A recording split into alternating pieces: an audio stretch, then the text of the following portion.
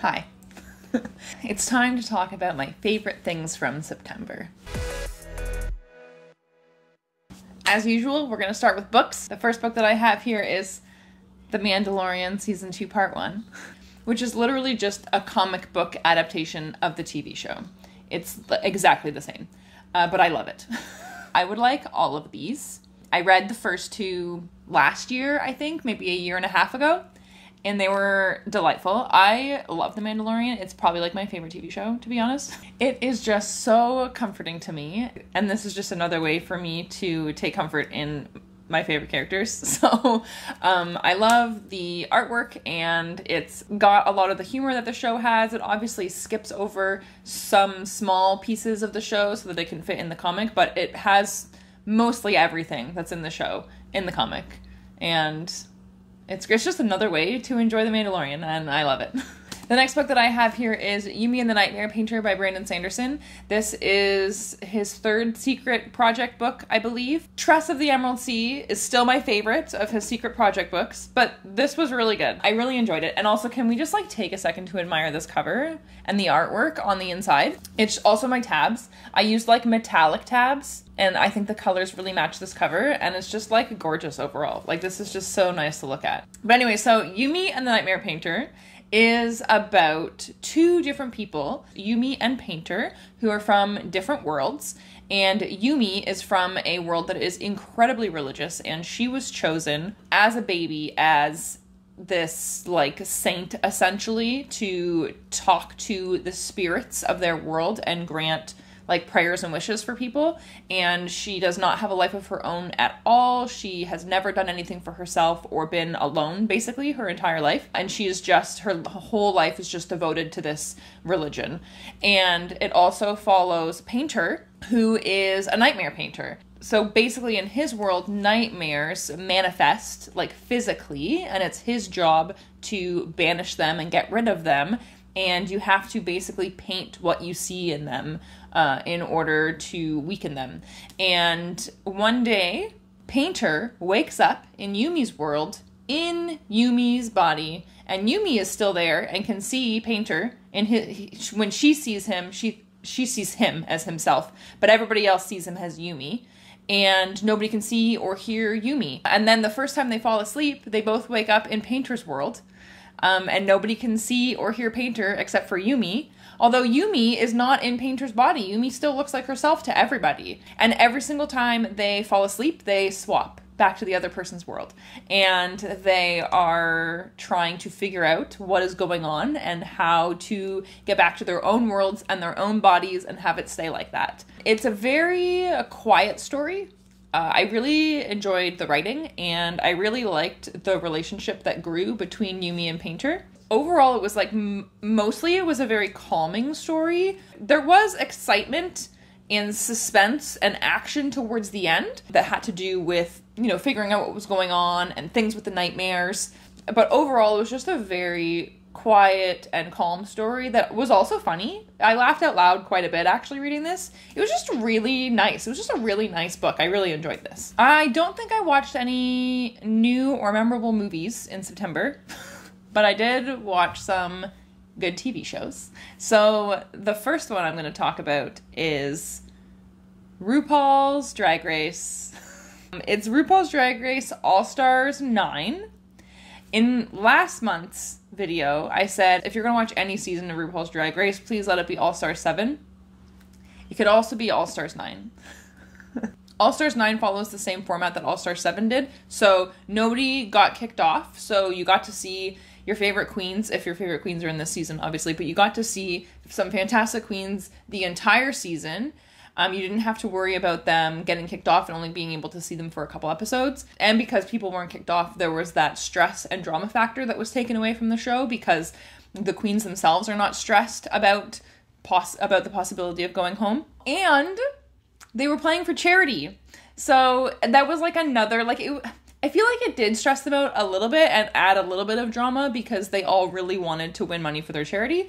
And when some queens weren't winning challenges, they were feeling that pressure that other people had won money for their charities and then they hadn't, and they felt like they were kind of like letting their charity down, I guess. So there was a little bit more drama, I feel like, between the queens and stress, and like a bit of a stress factor that wasn't there in season 7, but it still was really minor compared to the regular seasons of RuPaul's Drag Race and All Stars. There was still like a really great like level of like camaraderie between them, and love and understanding and support from everybody, which was great. And they were all just having a great time, and it was easy to tell that most of the time they were having fun.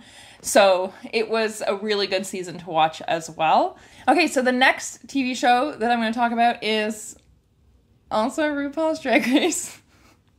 And it's another, if you're going to watch one season of RuPaul's Drag Race, you know how before I said, please let it be season 7 of All Stars, and then I was like, it could also be season 9 of All Stars. It could also be RuPaul's Secret Celebrity Drag Race.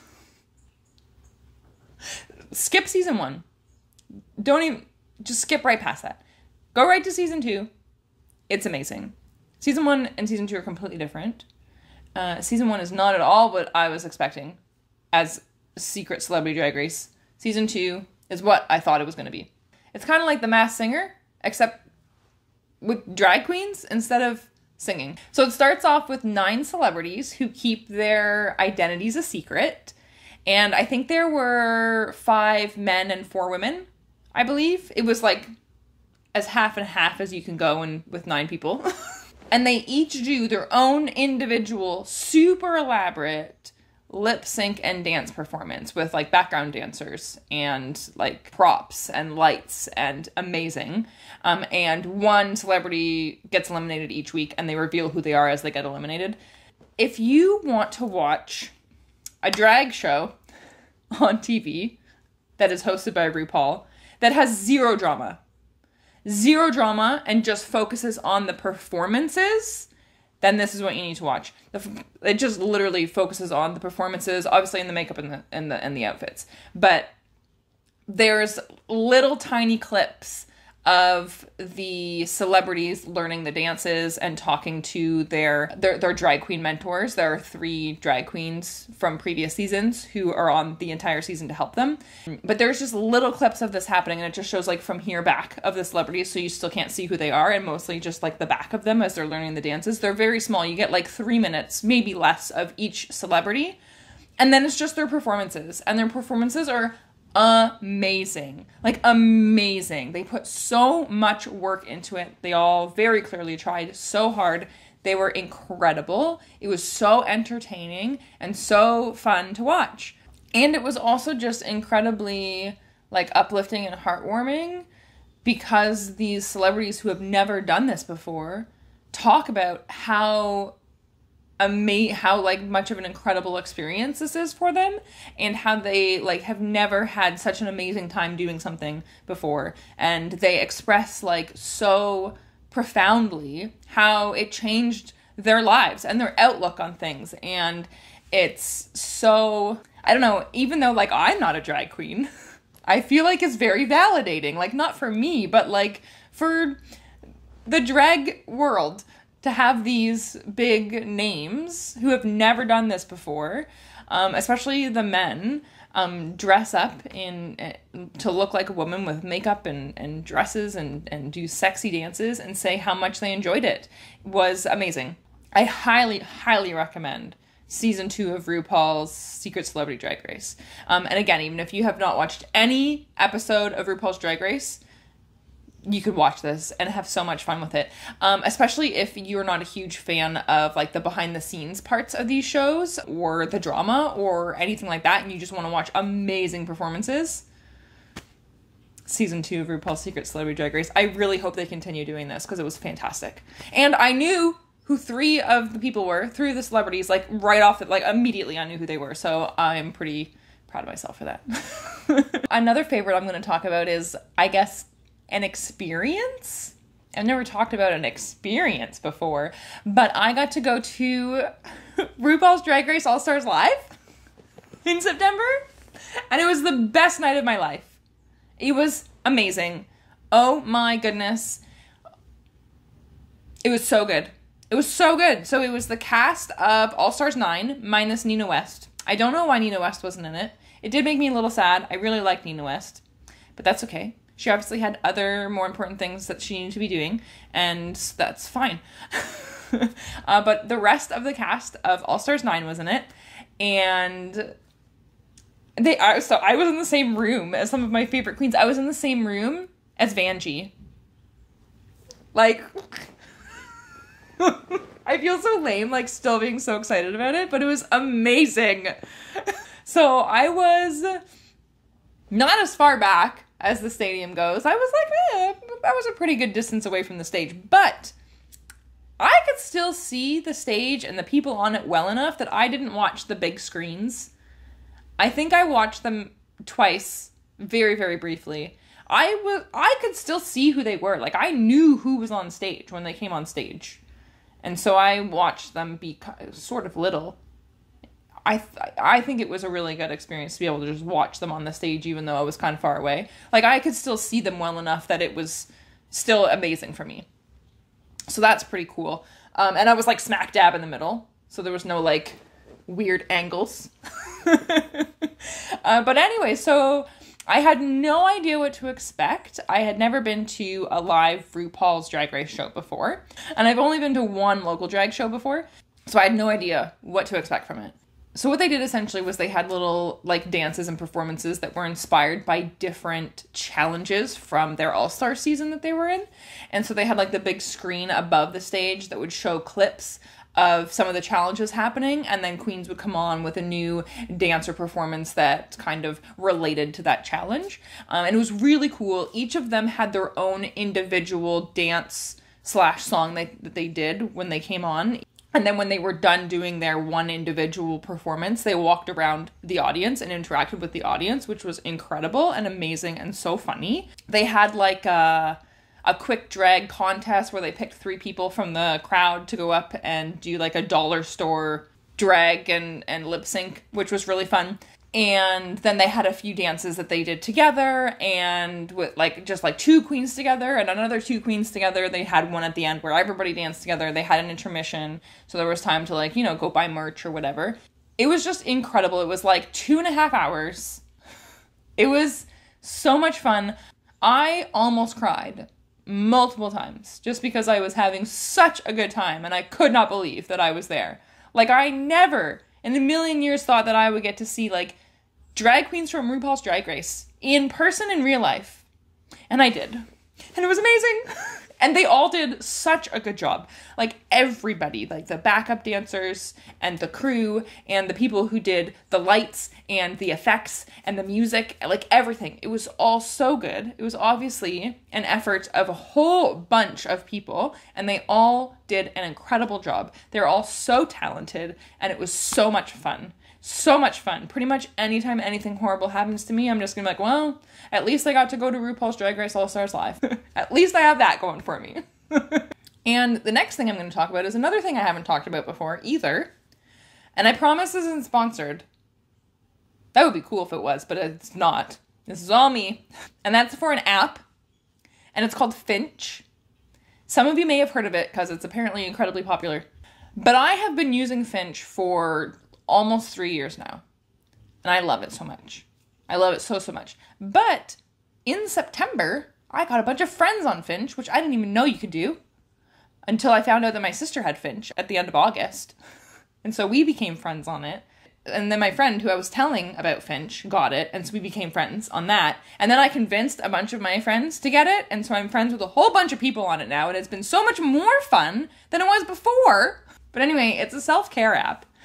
And there's a whole bunch of different things that you can do on it. What I use it for is my daily tasks, like my to-do list.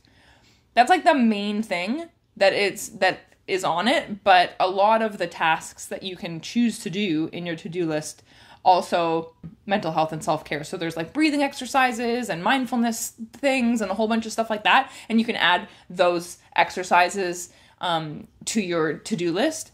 But my to-do list is just like my regular things that I want to do each day. So basically how it works is you get this little Finchy friend who's a little bird who looks like a penguin, but it's a finch. And your little Finchy friend starts out as a baby, and you need to get a certain amount of points every day in order for your Finchy friend to go on an adventure.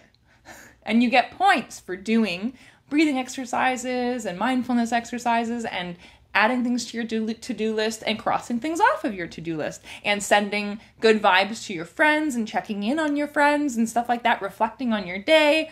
All of those things get you points. And when you have enough points, then your little bird can go on an adventure. And if they're already on their adventure and you still have things to do, getting points for them makes them come back from their adventure faster. And when they come back from their adventure faster, they share something with you that they learned on their adventure, and you talk to them, and they're so cute. They're so cute. And then you also get these things called rainbow stones, and you use rainbow stones to buy things like furniture for your little bird apartment, or clothes and costumes and a whole bunch of different things for your bird.